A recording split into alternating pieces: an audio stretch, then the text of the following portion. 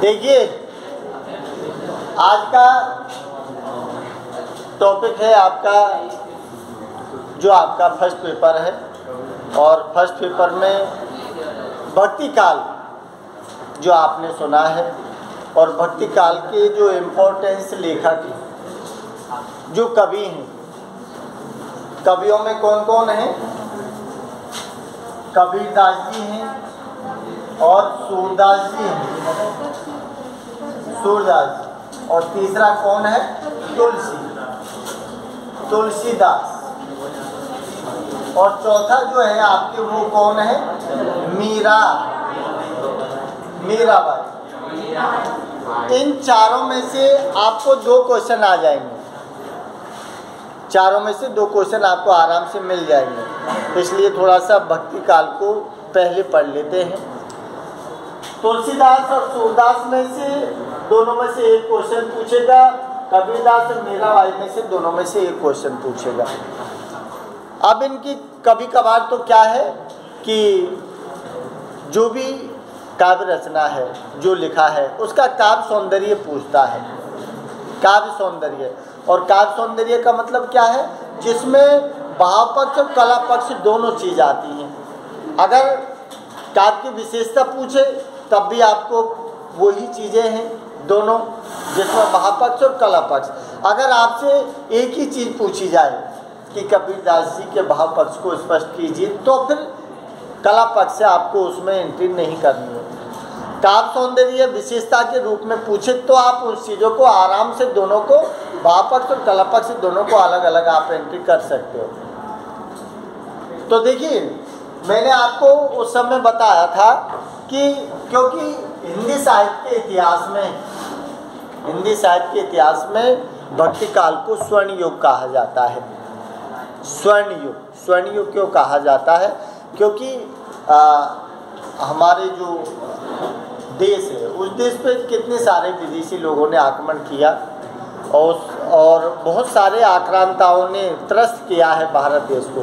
तो फिर अंत में क्या है, उन्होंने भगवान को अपना आराध्य मानकर जो भक्ति की है, अलग अलग धाराओं में जिसका विकास हुआ है, तो उसके माध्यम से हमारे हिंदू धर्म का प्रचार प्रसार और अपनी भक्ति का प्रचार प्रसार उन्होंने अपने प्रवर्तक जो भी हैं, जैसे राम काव्य धारा का तुलसीदास है, कृष्ण काव्य धारा का सूरदास है, और जो संत काव्य धारा का कबीरदास है, और प्रेम मार्गी काव्य धारा का मलिक मोहम्मद जायसी है।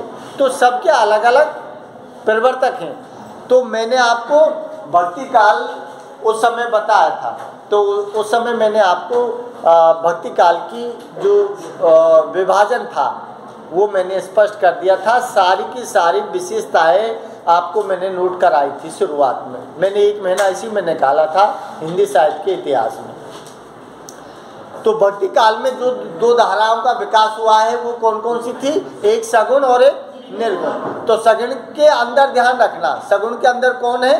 राम और कृष्ण। और राम का कौन है प्रवर्तक? तुलसीदास। और कृष्ण का कौन है? सूरदास। और उधर संत काव्य का कौन है? कबीरदास। और प्रेम मार्गी का कौन है? तो इनमें से कोई टिप्पणी आपको जो पूछेगा ना, वो इनकी विशेषता के विषय में पूछेगा, या फिर सगुण निर्गुण क्या है उसके विषय में आपसे पूछेगा। तो मैं पहले पूरी चीज़ आपको मैंने लिखवा दी है शुरुआती दौर पर। अब देखिए, अब अपन आज का जो अपना टॉपिक है वो है कबीरदास, जो कि संत काव्य धारा या फिर कहें ज्ञान मार्गी काव्य धारा, बात एक ही है दोनों, चाहे संत काव्य धारा बोलो चाहे उसको ज्ञान मार्गी काव्य धारा बोलो, क्योंकि ये ज्ञान मार्गी संत काव्य धारा के क्या है? प्रवर्तक के रूप में जाने जाते हैं। वैसे ये कौन है? निर्गुण काव्य धारा के प्रमुख संत एवं समाज सुधारक। निर्गुण काव्य धारा के क्या है? प्रमुख संत एवं समाज सुधार के रूप में इनको जाना जाता है। अब देखिए थोड़ा सा परिचय कि कबीरदास जी का जो जन्म दिखाया है, वो जन्म कितना दिखाया है? 1400 55, देखिए कहीं 54 मिलता है, कहीं 55 मिलता है, कहीं 56 मिलता है। समझ रहे हो आप? क्यों? उसका कारण क्या है भाई? लिखा तो आप जैसे उन्हें है, लेकिन आधार जो जैसा मिला है उसी के हिसाब से वो उसमें दिखाया गया है। लेकिन ज़्यादातर जो मिलता है ना वो 55, 56 नहीं 54 मिलता है।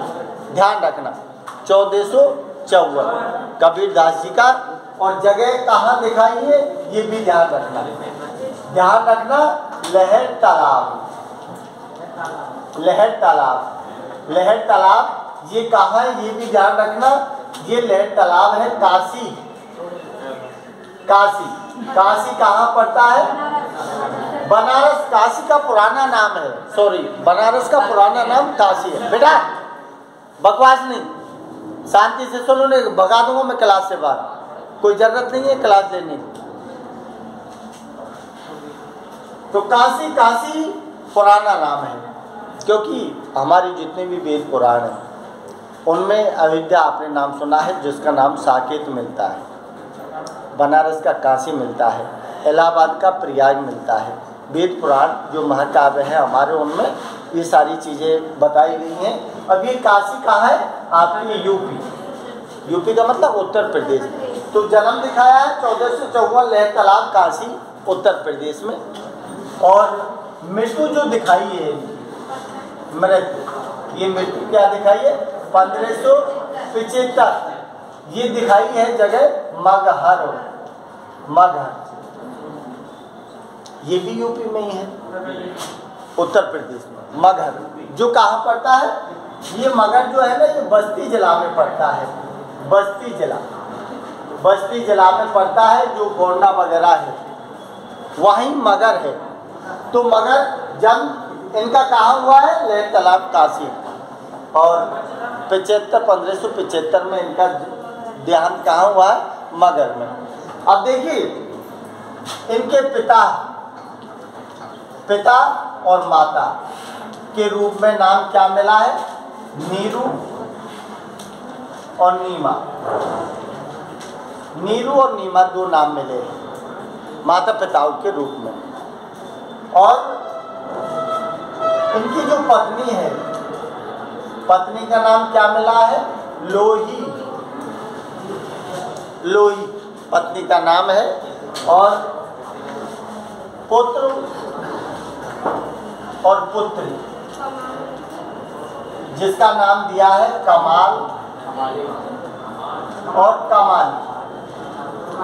ये पुत्र पुत्रियों के नाम दिए हैं कमाल और कमाली। इनके गुरु जो दिया है, गुरु, गुरु का नाम दिया है रामानंद, रामानंद दिया है गुरु का नाम।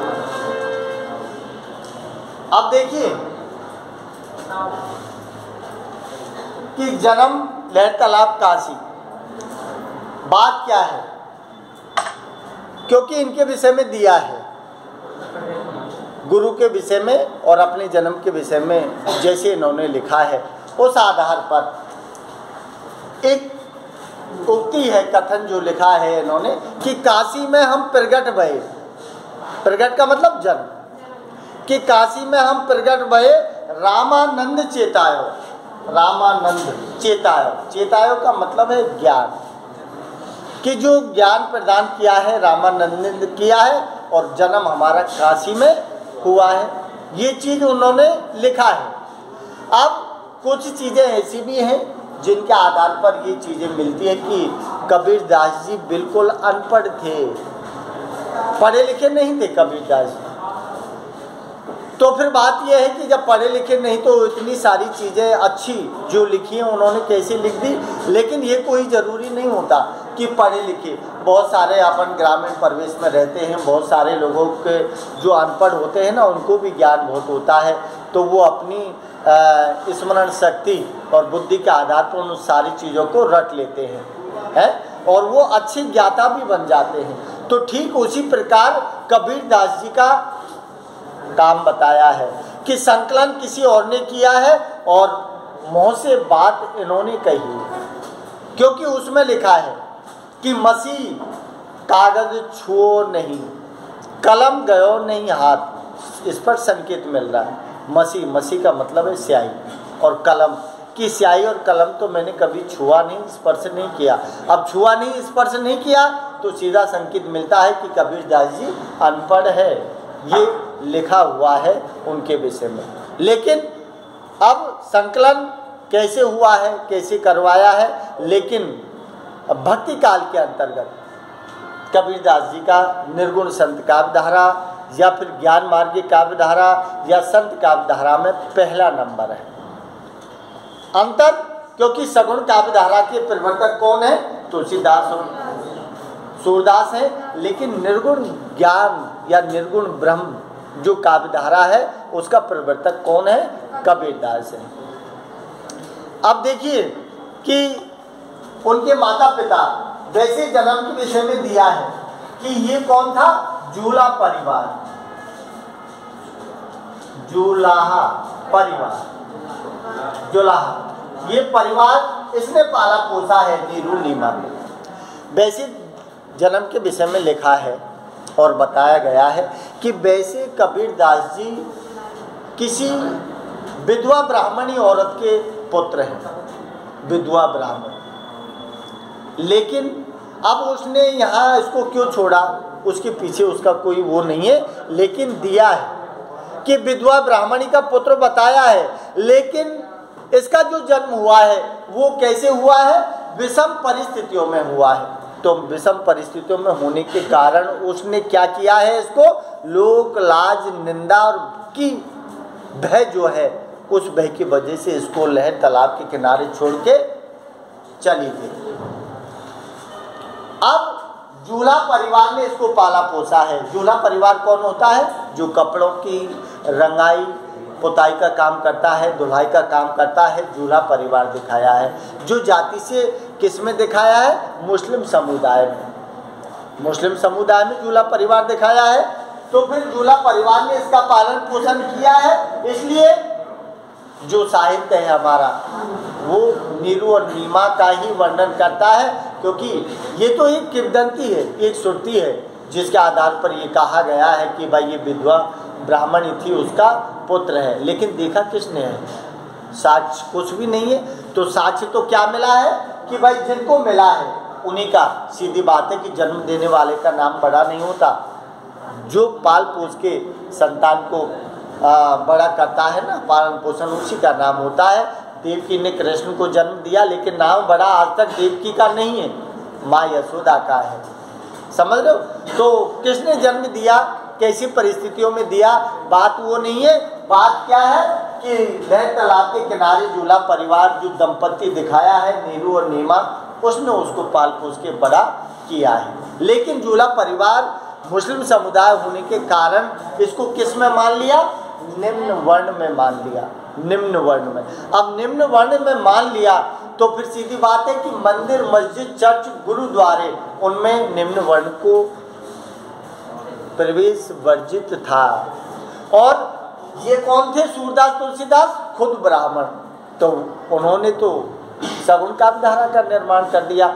जब इन लोगों को, निम्न वर्ण को जब प्रवेश नहीं मिला तो इन्होंने अपने बल पर निर्गुण काव्य धारा का विकास कर दिया मजबूरी में। लेकिन बात वही है, मानव वही ईश्वर को है, लेकिन अपना अपना तरीका अलग है, अपना अपना तरीका है। तो कबीरदास जी निर्गुण काव्य संत धारा के प्रमुख संत और समाज सुधारक के रूप में जिनको जाना जाता है। तो पुत्र पुत्री कमाली दिखाए हैं और गुरु का नाम रामानंद दिखाया है, जो स्पष्ट लिखा है कि काशी में हम प्रगट भये रामानंद चेताए। रामानंद जाति से ब्राह्मण था और ये निम्न वर्ण का था। निम्न जाति का कौन? कबीरदास। तो जब ये शिक्षा लेने गया था कबीरदास, तो रामानंद ने मना कर दिया था इससे कि मैं शिक्षा नहीं दूंगा, क्योंकि तू निम्न जात का है। तो फिर कबीरदास जी के मन में विचार आया कि किस तरह से बनाना गुरु रामानंद है, लेकिन बने कैसे? तो इसको पता था कि जो ब्रह्मानंदी हैं रामानंद, वो सुबह 4 बजे गंगा घाट पर स्नान करने जाते थे। तो कबीरदास जी पहले ही इससे पहले गया और गंगा घाट पर लेट गया, अंधेरे में दिखा नहीं, और रामानंद को जैसी ठोकर लगी तो एकदम उसके मुंह से राम राम निकला और तुरंत ये उठ बैठे हुए।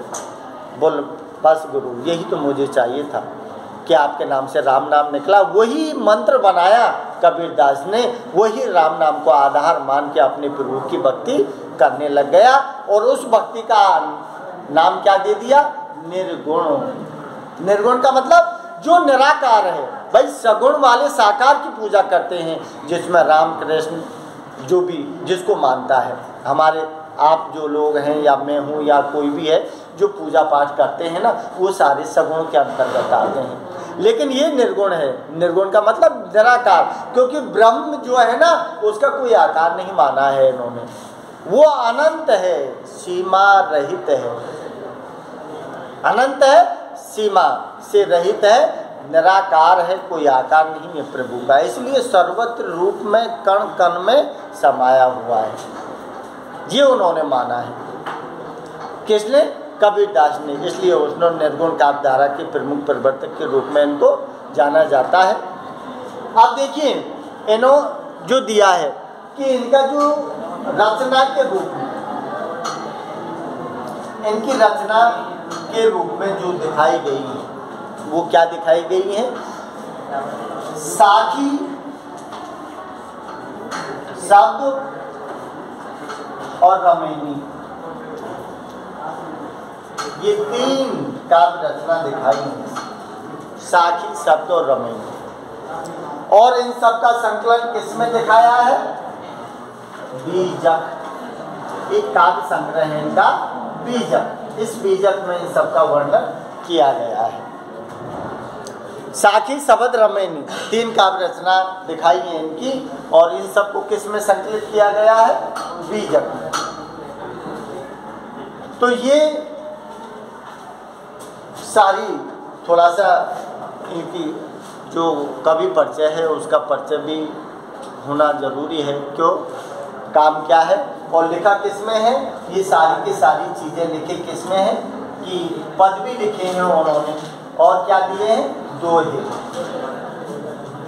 दोहे, पद और दोहे में संकलित किया गया है इनकी जो लिखे गए हैं, जो संकलित किए गए हैं। तो देखिए अब जिसके पास है वो अपने आराम से खोले, देखे और उसमें से समझे। अब मैं जो दोहे लिखे हैं, जो जोड़े गए हैं आपके, मैंने पहले इसीलिए नहीं पढ़ाया था इसको, क्योंकि परिवर्तन हुआ है तो कौन कौन से आए हैं, तो अब उनको आप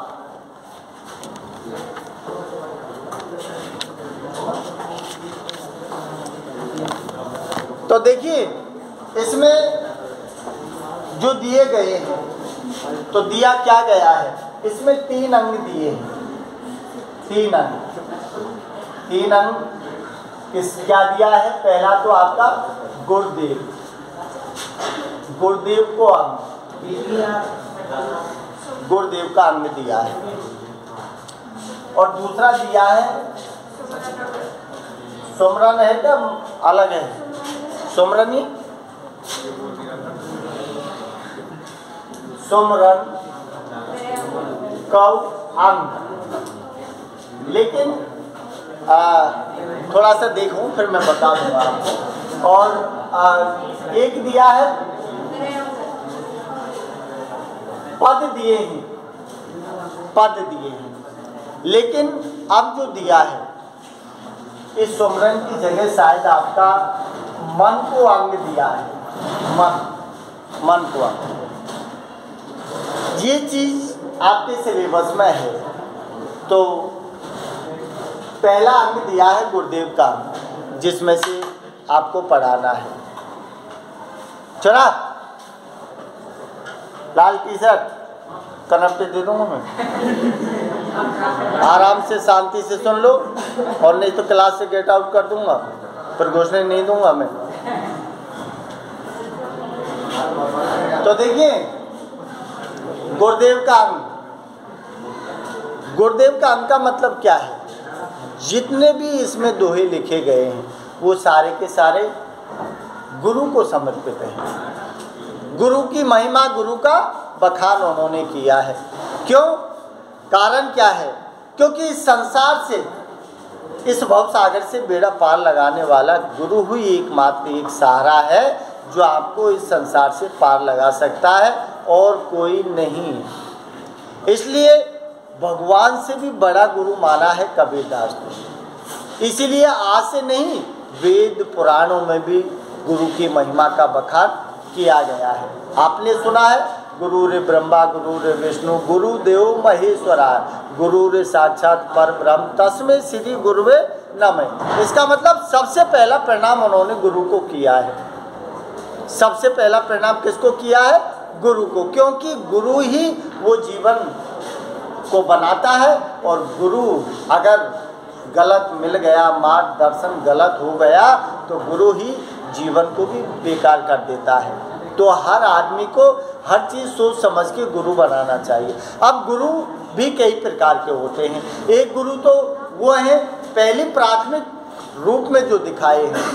पहले प्राथमिक रूप में माता पिता गुरु हैं, इससे बड़ा कोई गुरु नहीं है संसार में, कोई भी। दूसरे गुरु जो दिखाए हैं जिनसे आपने शिक्षा ली है पहली से लेके जब तक आप पढ़ोगे, वो गुरु है। और तीसरा गुरु कौन होता है? जो आध्यात्मिक गुरु के नाम से जाना जाता है, जो शिक्षा का मंत्र नहीं, दीक्षा का मंत्र देता है। जो जैसे शैव और वैष्णव मत और नाई होते हैं ना, तो आप राम के भगत हैं कि आप शिव के भगत हैं कि आप किसके भगत हैं, वो जो मंत्र देता है वो आध्यात्मिक गुरु होता है। अब यह आदमी के ऊपर है कि वो किस तरह से गुरुओं का अनुसरण करता है, कितना वो गुरुओं का मान सम्मान करता है, सारा जीवन उसके ऊपर निर्भर होता है। लेकिन माँ बाप से बड़ा कोई संसार में गुरु नहीं। जितने चारों धाम है ना, माँ बाप हैं, बस इनकी सेवा करना सबसे बड़ा कर्तव्य बताया है उन्होंने। बाकी दोनों गुरुओं का नाम पीछे आया है। तो देखिए उन्होंने लिखा है कि बलहारी गुरु आपकी जो गोविंद दियो बताए, बलहारी गुरु आपकी जो गोविंद दियो बताए। ईश्वर और गुरु दोनों साक्षात खड़े हुए हैं, लेकिन कबीरदास जी कहते हैं कि वो ईश्वर के पैर नहीं पड़े पहले। अब कलयुगी अगर छात्र हों तो गुरु है तो पीछे छोड़ेंगे, क्यों? क्योंकि गुरु तो यहाँ ही तो रहो। लेकिन ईश्वर कब मिलेगा? पहले ईश्वर के पैर पकड़ो।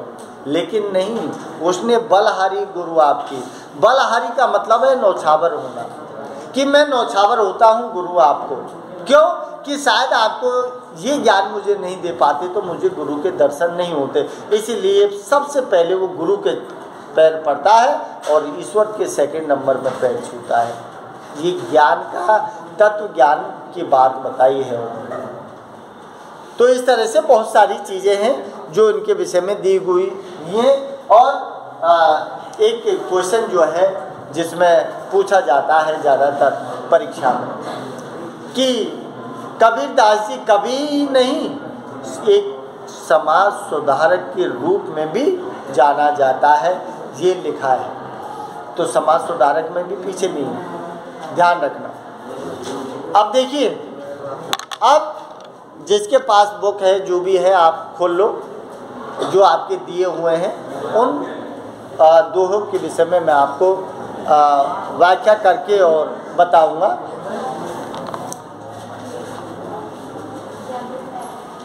तो देखिए पहला दोहा क्या कह रहा है, जिसमें लिखा है, गुरुदेव के अंग से लिया गया है।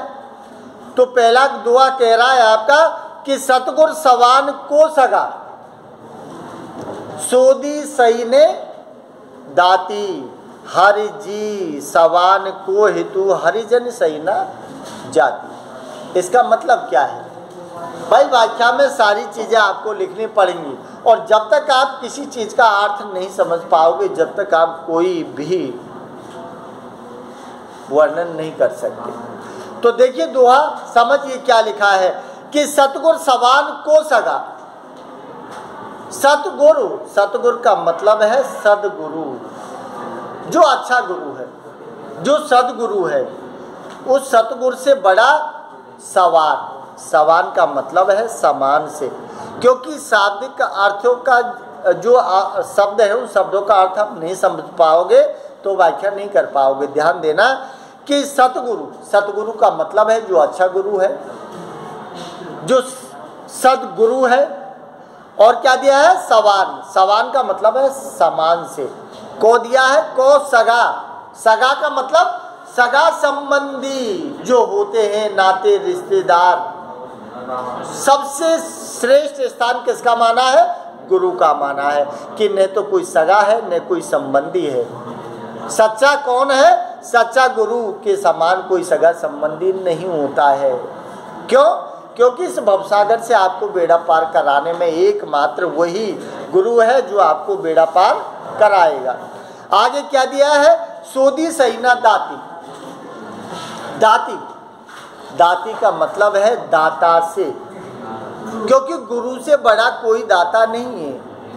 हर चीज का ज्ञान जो देता है वो दाता देता है, और उस दाता की समान किसको बताया है? गुरु को बताया है। तो सोदी सही ने दाती, सोदी, सोदी का मतलब है बुद्धि से। अपन कहते हैं, अपनी भाषा है ग्रामीण प्रवेश की, अपन भी कह देते हैं सोदी है का ना है। सोदी का मतलब बुद्धि से दिया है उन्होंने कि सोदी नहीं दे दाती, क्योंकि गुरु ही वो है जो मनुष्य की बुद्धि का शोधन करता है, और उस बुद्धि में क्या भरता है? ज्ञान भरता है। इसलिए उससे बड़ा कोई दाता भी नहीं।